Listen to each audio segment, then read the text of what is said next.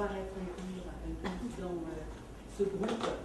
Tiens, dire que je reviens à cette université toujours avec plaisir, étant donné que ce livre, mon livre-là, Paysages Don d'Atroc, je fais l'apparition ici à l'USP, qui travaille sur les relations, c'est dans le cadre de relations France-Brésil.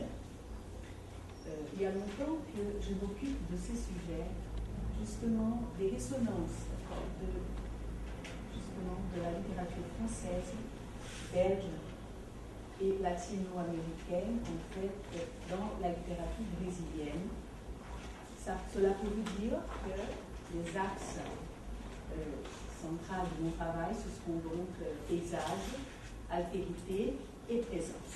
Revenir à Proust, c'est comme j'essayais d'expliquer une fois dans un mail à M. Lénard, Proust est d'une forme inavouée, présent à tous mes travaux. Je ne peux pas dire non, il y est justement comme présence qui proclame dans la production textuelle un certain mouvement de condensation et d'expansion textuelle. C'est en pensant à ce mouvement proustien et en essayant d'en faire un petit bilan et un petit échantillon de la poésie brésilienne, de voir quelle serait la transparence ou la présence de Proust, à commencer par une présence assez inavouée dans la poésie brésilienne. C'est là l'étude, le centre majeur de cette intervention, en travaillant justement par un petit échantillon de la présence proustienne dans 3 poètes brésiliens.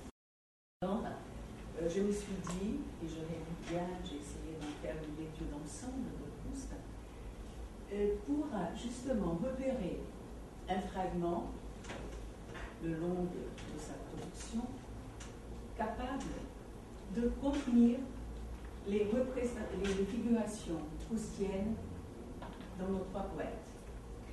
Et mon choix a été pour justement un fragment assez connu de La prisonnière, où le critique d'art Bergotte, avant de mourir, a un désir obstiné et obsédant, justement, d'aller revoir un tableau de Vermeer, La vie d'Odette, et tout de suite après, et dans le musée, il arrive par être décédé. Donc, on va travailler, je vais partir justement de ce petit texte, ce petit fragment comme épigraphe, et c'est à partir de là que je vais essayer de mettre en évidence cette présence proustienne dans nos 3 poètes. Vous en avez toutes là, je ne ferai pas attention, mais vous allez vous rendre compte quand je passe d'une citation à l'autre. Je commence alors par cette citation de La prisonnière. Enfin, il fut devant le Vermeer qu'il se rappelait plus éclatant, plus différent de tout ce qu'il connaissait, mais où, grâce à l'article du critique, il remarqua pour la première fois des petits personnages en bleu, que le sable était rose, et enfin la précieuse matière du tout petit pan de mur jaune, et il se répétait, 6 pans de mur jaune avec un auvent, 6 pans de mur jaune. Fin de citation. Comment traduire la productivité de cet espace symbolique que le regard obstiné de Bergotte imprime sur la page proustienne et qui résonne dans la poésie brésilienne? Pur désir de déchiffrer des modes et des formes de perception picturale pour les transférer à l'écriture littéraire. Qu'est-ce que ce plaisir des transférences esthétiques et culturelles peut bien masquer en ce qui concerne le dialogue de champs divers entrecroisés? Plénitude à atteindre, dédoublée d'une expérience accomplie. Je cite. L'expérience est la configuration singulière par laquelle nous accédons à une jouissance, le dit Julia Kristeva dans son étude Le temps sensible, Proust et l'expérience littéraire, réflexion qu'elle explicite en soulignant la doubleté et l'ampleur de l'expérience proustienne où, je cite, deux espaces, deux temps, deux sensations se télescopent dans le désir du narrateur qui apparaît comme une condensation métaphorique originaire. Je vous demanderais bien de souligner cette image d'une condensation métaphorique originaire. En ce qui concerne ce passage de la prisonnière, si d'une part il se fait lieu matriciel de la naissance de l'art, comme dans les représentations des cavernes de Lascaux pour Maurice Blanchot, ou même dans celle de Stanza pour Giorgio Agamben, d'autre part, ce micro-paysage dessiné par la mort de Bergotte configure la réception favorable de Marcel Proust à l'entrelacement de champs artistiques lorsque entrelacer signifie transgresser des seuils établis ou ce faisant garantir la permanence du sentiment artistique. Comme si la reconnaissance de cette double face de l'expérience étalée sur la page voilait sous les tissages de frontières transsubjectives, transgéographiques et transdisciplinaires la propre quête d'un temps achronologique et d'un espace infini. Comme si encore un espace s'ouvrait par ce désir incontournable de Bergotte, où résonnent à la fois des voix proches et lointaines, comme l'une des composantes textuelles de la singularité proustienne. Le même, Bergotte, considéré comme porte-parole du narrateur, l'autre, représenté par une certaine constellation poétique brésilienne, trouvent leur lieu premier de stabilité et d'irradiation dans cette errance du regard à des champs divers. Fabriquer et donner à voir l'artisanat poétique et critique de son projet pour voilà, en deux mots, l'espace que ce fragment sur la dernière visite de Bergotte au musée concède à la poésie brésilienne. Comment cartographier les traces d'une certaine présence résiduelle de Marcel Proust dans la poésie brésilienne? Dire que l'hommage rendu à cet auteur français célèbre tout simplement le don du sentiment autoréférentiel dédoublé de la conscience existentielle n'accapare pas, à mon avis, l'évidence de la textualité proustienne dans la communauté poétique nationale. Célébrer Marcel Proust correspondrait à capter dans À la recherche du temps perdu les figurations de l'intimité, comme si multiplier et un geste qui avoue sur la page le propre point d'origine, le sujet propageait sur le fait littéraire national le don de l'éternel refaire. Lire, écrire et dissiper à d'autres espaces territoriaux et subjectifs ce plaisir intérieur de l'expérience ineffaçable.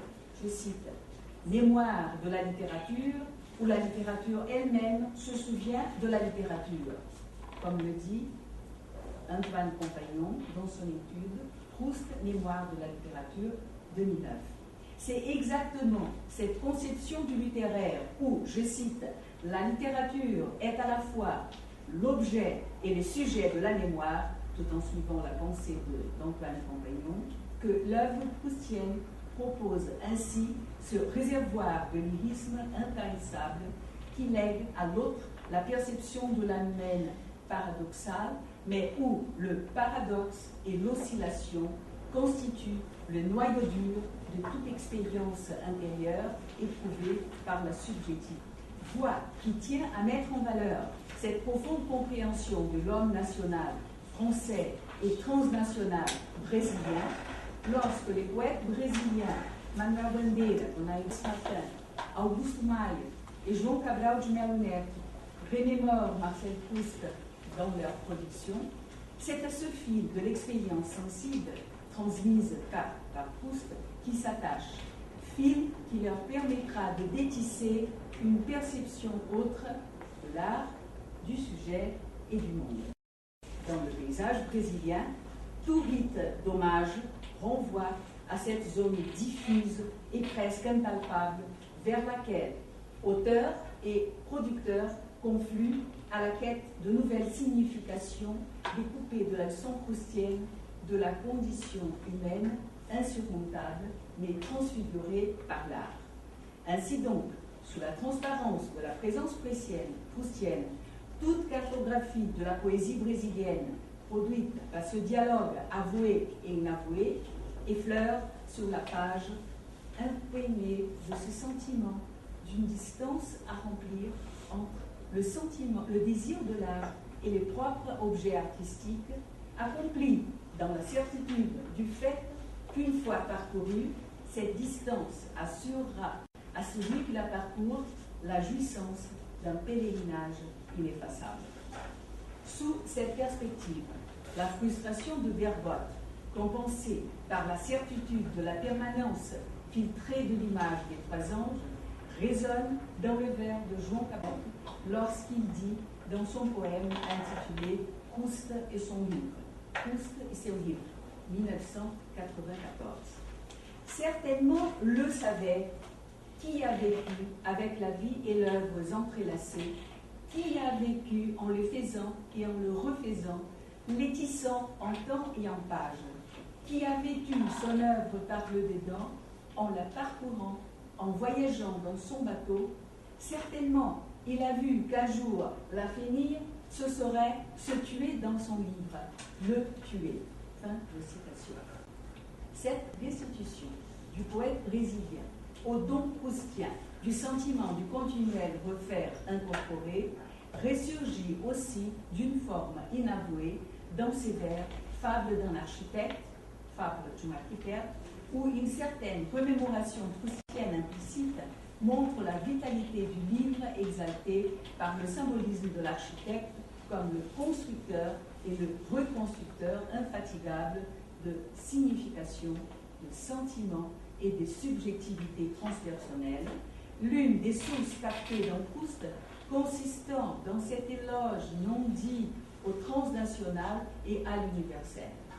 Ainsi faisant, l'auteur français souffle au poète brésilien ce sol de l'expérience sensible médiée par la figure du livre à composer, matrice et aboutissement du faire littéraire à la base de tout projet de la création artistique, projet mis en œuvre au moment où conditions existentielles et inventions poétiques s'entrecroisent, vouées à leur confluence et paradoxalement à leur dispersion.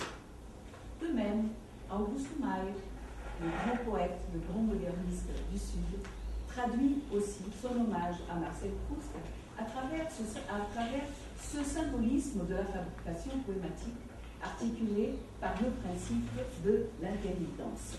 Comme le dit Augusto Maia dans son élégie pour Marcel Proust. Marcel, garçon charmant, je suis avec toi, Proust. Je vois mieux les prunelles nègres de tes yeux, transparence d'une longue veillée, j'imagine tes mains comme deux oiseaux posés dans la pénombre. Écoute, la vie avance et meurt. Figée la vague qui bourdonnait le sable blanc de Balbec, satin rosé des pommiers dans l'azur, fleurs charnelles des jeunes filles au bord de la mer, brouillard, grisaille pari par la fenêtre, intermittence, pluie et soleil, du le temps perdu. Marcel Proust, diagramme vivant, sépulté dans l'alcôve, ta chambre était plus grande que le monde. Elle contenait un autre monde. Je ferme ton livre heureux dans ce calme tropical, comme celui qui ferme légère l'aile d'un rideau sur le sommeil d'un garçon. Fin de citation.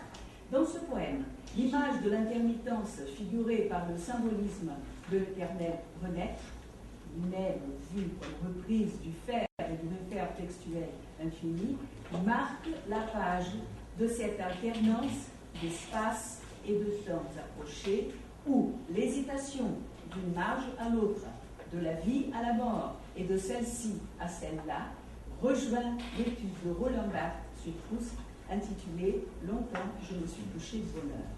À cette vitalité de l'oscillation incident sur la production de ce que Roland Barthes nomme la tierce forme, espace intervallaire de haute concentration métaphorique, rappelant celui aussi fondé par Bergotte et qui permet l'errance des formes et des marges, à cette vitalité, il faudrait approcher la définition de l'écrivain, de celle du symbolisme de l'enfant, découpé des lumières du sud-ouest, lorsque Roland Barthes dit à la fin d'un incident. Car, je cite Barthes, lire un pays, c'est d'abord le percevoir selon le corps et la mémoire, selon la mémoire du corps. Je crois que c'est à ce vestibule du savoir et de l'analyse qu'est assigné l'écrivain. Plus conscient que compétent, conscient des interstices même de la compétence. C'est pourquoi l'enfance est la voie royale par laquelle nous connaissons le mieux un pays. Au fond, il n'est de pays que celui de l'enfance. Fin de citation. Ainsi souligne Roland Barthes, mettant en évidence la fertilité de l'enfant convoquée par l'écriture de l'espace comme l'écriture du moi, des lieux cachés comme réserve artistique, résistant à la triple pratique de symbolisation, désymbolisation et resymbolisation. Dans ce sens, l'acte poétique d'Auguste Maille d'extraire le souffle de vie de la mort, une élégie, cet acte équivaut à fixer dans la matrice proustienne l'entrecroisement de la vitalité de l'intermittence à celle du symbolisme enfantin, Proust, narrateur et auteur, étant donc vu par Auguste Maille comme disponibilité polysémique en deçà et au-delà de la vie et l'œuvre mise en intersection. D'autres récurrences dans l'imaginaire brésilien, cette figuration de l'écrivain enfant, grave dans cette célébration proustienne par Auguste Maille, ce sentiment de transfiguration qu'une poétique s'inclinant à la diversité peut procurer à toute littérature. Vu sous cet angle du passage de frontières, la condensation artistique sublimée par l'expérience picturale éprouvée par Bergotte, soulignant la démarcation de la productivité de ce dialogue comparatif entre la peinture de Vermeer et le texte de Bergotte, cette approximation résonne aussi dans la poésie de Manuel Bandeira, poète chez qui la mémoire proustienne prend des accents novateurs qui incorporent au lyrisme brésilien. Si la voix de célébration émanant du poème de João Cabral de Lerner se fait traduction de l'art libre et dont cette liberté s'exprime par le réfère continuel du récit, réinventant et inventant l'imaginaire brésilien, si la singularité de la voix d'Auguste Maille transforme finitude en renaissance et ce faisant consolide le désir de se faire mémoire résiduelle, celle de Manuel Bandeira, disséminée le long de sa production, capte dans l'œuvre proustienne des perspectives théoriques concernant surtout de nouveaux modes, des formes, des perceptions du réel. Manuel Bandeira, poète des centres des heures, poète cinza das horas, pour nous, justement, ça constitue une emblème de la littérature brésilienne, lorsqu'il dit dans le poème d'ouverture, dans son poème d'ouverture, « Je suis bien né, enfant, j'ai été comme les autres, heureux. Après est venue la mauvaise destinée et a fait de moi ce qu'elle a voulu. Et de ces heures ardentes sont restés ces cendres froides, ce peu de sainte voile. » En paroles qui relient l'enfance par la puissance du film résiduel des cendres vivantes, Manuel Bandeira, dans Chronique de la province du Brésil, Crônicas da província do Brasil, expose le principe de la logique créatrice proustienne, tout en le basant, le principe, sur la perception du détail, ce détail étant considéré par ce poète brésilien comme mot de passe à ce qu'il intitule l'induction des grandes lois proustiennes, pour qui un trait observé de nature physique ou subjective peut se faire indice d'une facette, soit d'un personnage, soit de la vie sociale et culturelle française. c'est l'effet d'impact et de surprise géré par les parcours d'un certain aspect remarqué qui produira dans le discours proustien la conception du lieu décentré et multiple tout en suivant la pensée théorique, critique et poétique de Manuel. Ce poète l'a traduit par l'image de l'impasse, de l'impasse. L'impasse configurée comme réservoir intarissable de perceptions inattendues et immaîtrisables. Dans ce sens, sous la voix de ce poète rendu mortel pour la poésie brésilienne par le vers « Je m'en vais à Passagade, vou embora pra Passagada », avouer cette leçon du symbolisme de l'impasse équivaut à reconnaître chez Proust le sentiment de cette zone de convergence dans laquelle, une fois noté, tout détail et tout espace géographique sont soumis et transfigurés en paysage de l'intime, quand l'intime devient alors figure d'un détail recartographié, comme Manuel Bandeira le raconte dans son texte en prose intitulé « Roman de l'impasse » que vous avez là dans votre texte. Dans une sorte de récit qui entrecroise les personnages et des lieux brésiliens à ceux de Proust, le dit Manuel Bandeira, rejoignant d'une certaine façon la tierce forme barthésienne. Et je passe à vous lire le texte. Dit Manuel Bandeira, il ne s'agit pas de l'impasse des Carmélites.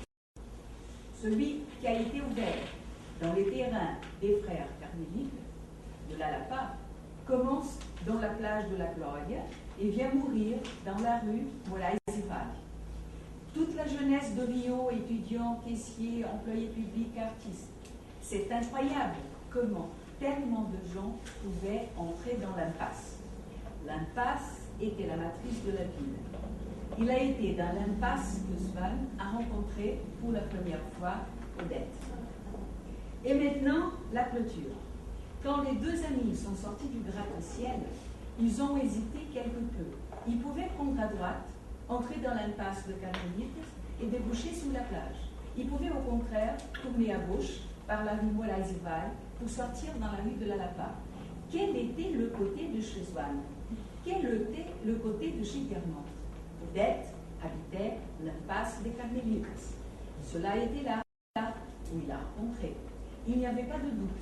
Le côté de chez Guermantes était par là. Le côté de chez Swann, excusez-moi, était par là. Le côté de chez Guermantes était celui du couvent. Alors, ils ont marché jusqu'à la plage et dans le trottoir du théâtre Cassino, ils ont pris l'autobus Mauá-Ipanema. Fin de citation.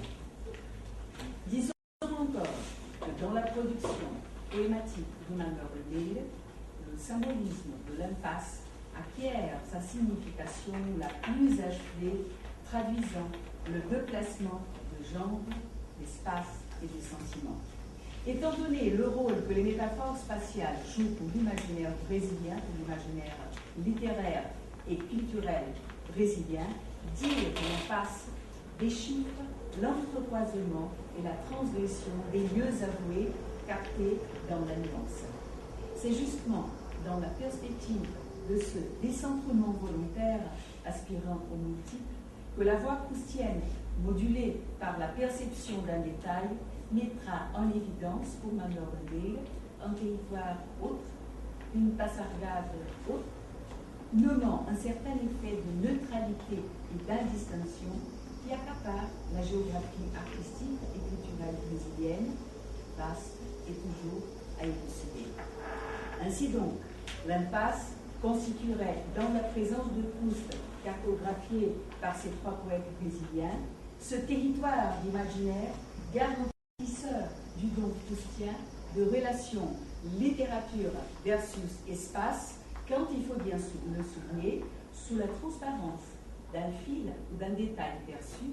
Cette perception permet aux poètes brésiliens l'accès à un paysage singulier, chanté par le certain, comme vous dites, par les hautes terres, chanté par la pampa, c'est la plaine, et par la mer, parmi d'autres représentations brésiliennes, le don de cette zone de confluence spatiale trouvera des résonances exemplaires aussi dans la fiction, dans celle de Guimarães Rosa, spécialement dans le conte qui est traduit, La troisième marge du fleuve, et dans la théorie de Sylviane Santiago et de João Alexandre Barbosa, ce dernier, un professeur assez prestigieux de cette université, João Alexandre Barbosa, qui est décédé il y a 5 ans.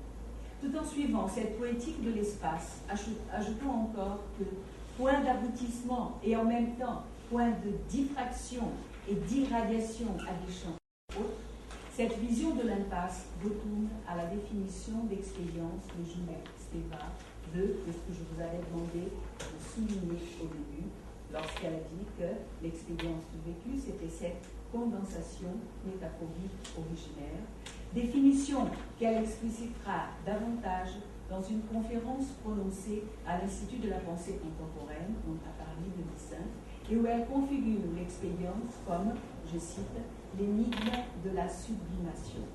Cette image, dans la mesure où elle synthétise les figurations proustiennes avouées et inavouées dans la poésie brésilienne, nous permet aussi de traverser ce champ de célébration et de dévoiler, sous cet hommage rendu à Proust, la mélodie d'un certain ravitaillement artistique que la voix proustienne déclenche chez les lecteurs poètes, chez ses lecteurs poètes, João Cabral de Melo Neto, Augusto Mayer et Manuel Bandeira. Décanter la joie de l'homme brésilien par la transfiguration de ce trait inné, on dit toujours la joie est notre trait inné, décanter la joie de l'homme brésilien par la transfiguration de ce trait inné en trait de la pensée élucidée, voilà en synthèse l'effet de réenchantement que la présence proustienne concède à la production culturelle et artistique du Brésil. Si la lecture symbolique de ce don de la joie comme don du poème configure pour le paysage proustien l'image retenue et disponible à l'autre, retraduite par la diction poétique brésilienne, l'expérience picturale de Bergotte, à la lumière des trois anges, assure, en deçà et au-delà de la jouissance, le plaisir indicible de l'expérience intérieure. Souffle du vécu que le sentiment de l'incomplétude de l'art brésilien capte dans la cartographie de Marcel Proust. Merci.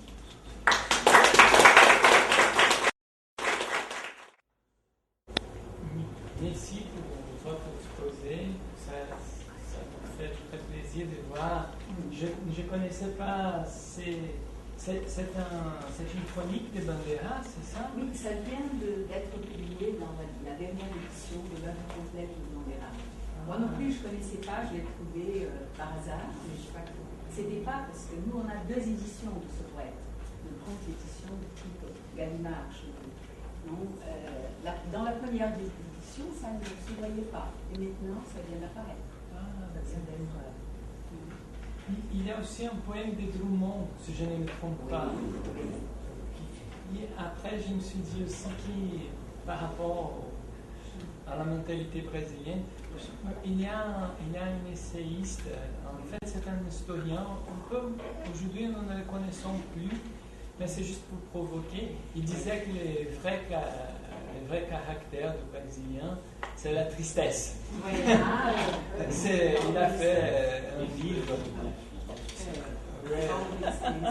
Oui, son nom c'est Paulo Prado. Oui, il a dit que les Brésiliens, ce sont des gens tristes. Parce que, en fait, oui, il y a même toute une étude sur la mélancolie, non? Oui. Disons que c'est pour ça que je dis, on décante cette joie et on la transforme. Parce que, en fait, la cordialité, de même que vous aurez là l'homme cordial, de même que la joie de l'homme brésilien, ça fait des masques. Non, ça fait des masques. On a des masques et on a bien des symboles qui nourrissent ces masques, qui arrivent à les concentrer, tels que le lien, la cymbale, le carnaval, etc. Donc, Mais il y a derrière, bien sûr, une certaine mélancolie qui est cachée, non, et qu'on sait, on la manie. Donc, c'est aussi une forme, une représentation d'une intermittence. Je crois que l'image que peut-être qui sert plus à cette transparence proustienne dans la poésie brésilienne, c'est justement ce caractère d'oscillation. Et je dis que cette image même de déplacement, d'hésitation, qui rappelle la tierce forme dont parle Barthes, qui tend justement, qui veut former, qui veut confluer vers ces zones des concentrations, ces zones des condensations, pour tout de suite les irradier. Non, c'est cela, je crois, c'est ce mouvement, ce rythme qui nous confond et qui se confond et qui adhère à notre forme d'être littéraire et culturelle. Je veux dire aussi que je vois mon intervention dans l'opposé, dans la suite de celle de la littérature panoramique.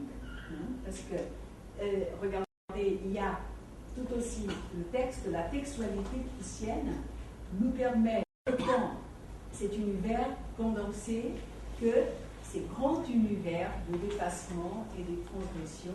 Et ce qui est intéressant, c'est que ni dans la condensation, ni dans l'expansion, Proust ne nous retient pas. Au fond, c'est toujours un certain kaléidoscope de l'obscurité. C'est cette image du kaléidoscope, je crois, qui est en train de peut-être pouvoir nous résumer. Quand on parle, on voit Proust par tous les côtés, qu'on est en train de le lire symboliquement depuis hier. C'est bien vrai que Proust nous donne bien, je crois que je ne saurais pas vous dire si c'est la question de la mémoire, mais c'est plutôt la question de l'espace. Je crois que pour nous, c'est l'espace qui essaie de contenir le temps. Pour nous, c'est plutôt cette mouvance spatiale dans l'espace du dehors et dans l'espace du dedans. Tant qu'il y a même cette confusion dans cette histoire, dans cette chronique. Il s'agit d'une chronique, non, dans cette histoire de chronique, là, de Manuel Bandeira, où les personnages se confondent. Donc, c'est lieu d'un décentrement, et nous savons combien la poétique et la fable des lieux est importante pour ce pays en train de se transfigurer. Question, Guilherme? C'était juste un commentaire et d'abord de vous féliciter, surtout par le texte que nous avons ici, les traductions aussi qui sont très créatives. Je pense ici, à un certain moment ici, Augusto Meyer appelle Proust Menino Mimoso. C'est impossible de traduire ça en français, garçon charmant. Oui, charmant, câlin.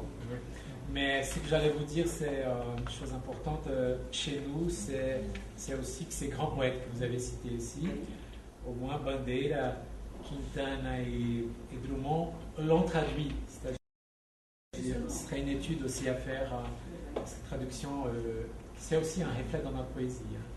Oui, c'est très bien. Je crois que la traduction va de pair avec toute une poétique qui vient, non? Et c'est justement par la voie de la traduction, c'est dommage que notre collègue ne soit pas là, mais c'est par la voie de la traduction que ça va rentrer. Bien sûr, ces trois poètes, ils avaient la possibilité de les lire à l'original, mais je crois que c'est la traduction qui va justement permettre cette acclimatation, en fait, parce qu'il ne s'agit pas tout simplement de l'anthropophagie, il ne s'agit pas tout simplement d'une réinvention. Je dirais plutôt qu'il s'agit d'une invention. Non? Et c'est à partir de cette acclimatation, de cette transformation, de cette transfiguration, de cette désymbolisation et de cette resymbolisation, qu'il y a tout un imaginaire proustien qui souffle à nos poètes, non? Qui montre peut-être à nos poètes la poéticité de notre tropical. Parce que Chopin, il est tellement fort qu'on... Les deux questions encore, oui. Oui, je voulais tout d'abord vous remercier. C'était magnifique, vraiment une si belle lecture, tellement fine, tellement belle. vous vous êtes concentré sur la poésie, mais je sais que vous êtes aussi grande spécialiste de justement la présence de Proust dans la prose brésilienne. Et je me demandais si vous pouviez peut-être nous parler aussi un peu du dialogue donc des romanciers brésiliens avec Proust, si on trouve les mêmes échos.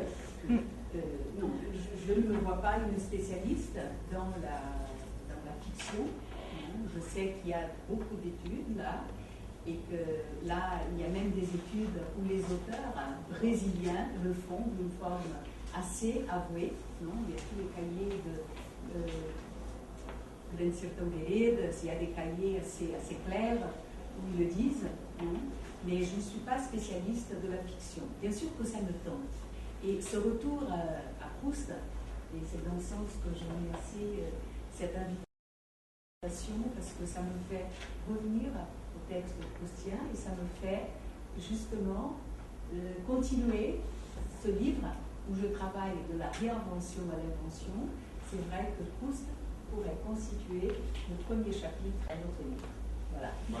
Autre question, Stéphane, oui. Oui, moi j'étais particulièrement. J'ai pas le bonheur d'être brésilien, alors je dis sans doute des bêtises sur la poésie brésilienne, mais je trouve que pour moi le poème le plus touchant c'est le deuxième, l'élégie pour Marcel Proust, parce que je trouve qu'il y a quelque chose d'extraordinairement fluide dans ce passage incessant entre l'évocation de l'homme et l'évocation de l'œuvre. Et ça, je trouve que seule une lecture profondément poétique arrive à saisir cela. Alors, ma question, c'était sur... Je trouve que c'est très beau, cette idée de chambre qui est plus grand que le monde. Ma question, c'était une question vraiment de lexique et de philologie. Il parle de ces prunelles nègres. Je ne sais pas comment dire en portugais, mais nègre, on trouve le mot. Est-ce que, pour un lecteur lusophone, il y a quelque chose d'un peu, comment dire, d'un peu incongru dans le choix de cet adjectif, ou c'est simplement l'adjectif qui veut dire noir? Ou est-ce que ça veut dire autre chose que noir? Ça veut vraiment dire noir? Parce que, alors, si on dit noir, tout est noir quand on s'endort. On se réveillera et puis on aura le blanc. Alors, nègre, ça rappelle, disons, le cercueil. Proust est dans le cercueil, là, quand il veut l'écrire, c'est la mort. Donc, c'est nègre par une approximation à mortelle. Non, ce sont des prunelles qui ne s'ouvriront plus, qui seront fermées d'ici devant, dorénavant. C'est dans le sens, puisque j'ai pensé à la traduction, j'ai bien réfléchi, et j'ai dit, je suis entre noir et nègre. Mais noir, tout est noir dans la chambre, dans l'obscurité proustienne. Alors demain, tout sera blanc. Le jour y apparaîtra, et si nous avons le plaisir d'être vivants. Donc c'est dans ce sens que je préférais. Mais vous voyez que c'est un grand défi de traduire, d'assumer la traduction de ces trois poètes. Manuel Bandeira, excusez-moi, comment on dit noir en noir, preta. Parce qu'il y a une collection Séguer qui n'existe plus maintenant, qui faisait avant la traduction de ces poètes lusophones et brésiliens. Maintenant, ça n'existe plus. Carlos Drummond de Andrade est très très bien traduit, il y en a d'autres aussi. Augusto Maia, non, pas traduit. Et João Cabral, il est peu traduit. En parlant d'Augusto Maia, je voudrais faire un hommage à quelqu'un qui est plus là. Et c'est là où je les ai connus. On s'est dit au colloque Proust. Oui, c'était là où on s'est connus avec Peña Carvalhal. Oui, ça c'était le grand poète de Peña Carvalhal qui a toujours travaillé et chaque fois qu'elle allait présenter, elle allait faire donner sa contribution. On le traduisait, nous deux, à Ousmaï. C'est un grand poète qui, dans le canon brésilien, il n'a pas encore atteint son lieu, la place qu'il mérite.